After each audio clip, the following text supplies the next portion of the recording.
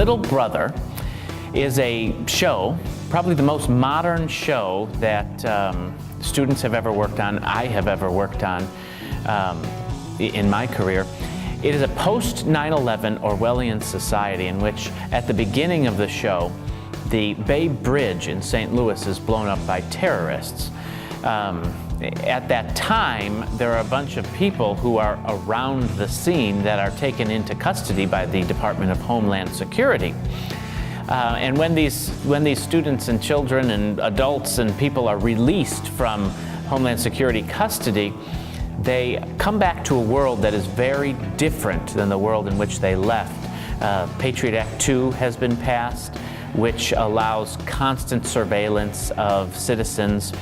And the show is basically the struggle through these teenagers to claim their independence, to claim their privacy, to find a way in society in which they can exist without being monitored at all times. So they directly take on the Department of Homeland Security to gain their privacy.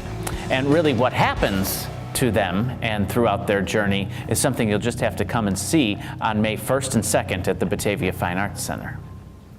Hi, I'm Johnny Homan. I am Marcus. Brechtian is basically this philosophy of theater where you're not supposed to get all lost in the play. It's not supposed to take you away from reality.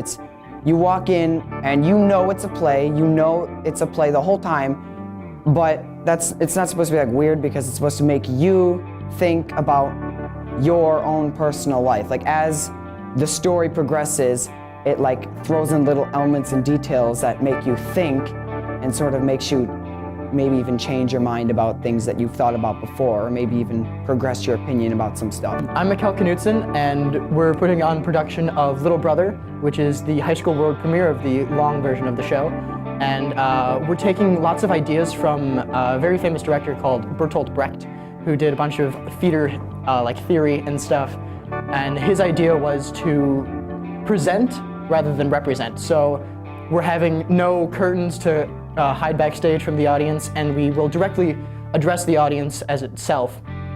And what we're doing right now in the black box is we're creating justices. We titled the scenes throughout the play, which is another Brechtian idea, trying to create almost like in the Harry Potter books, where she titles the chapters. We're creating title chapters with the names of the scenes. And so with those names, we're creating justices, which is a gesture which is presenting like a picture or like a statuesque kind of thing. And except a jestess is with a little bit more attitude and stuff to show really what's going on in the story. I see Marcus being intimate and all of the reporters here reporting on the concert and calling all the kids there punks. And most of the reporters look annoyed, like what we're doing. But I think of Bridget as the lady that's like the Al-Qaeda because she looks smug. I feel like they've all got their own slant on the story. I don't know if that was intentional or not, but because of the different angles that they're at, it's like they're taking their own slant on it. The way that they're facing physically, turning away from each other, and you can see that Joe's kind of farther away and that Johnny's kind of farther away. It's so slowly separating the news, slowly separating society and how they feel towards that. It's making this rebellion is making gaps, I should say. Interesting.